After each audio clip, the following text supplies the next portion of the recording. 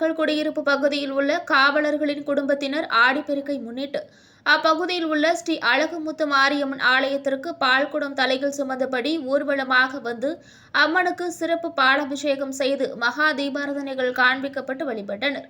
மேலும் அம்மனுக்கு கூழ்வார்த்தல் நிகழ்ச்சியும் விமர்சையாக நடைபெற்றது. இதனைத் தொடர்ந்து ஆலயத்தில் திருவிளக்கு பூஜை மற்றும் சிறப்பு அன்னதானமும் பொதுமக்களுக்கு வழங்கப்பட்டது.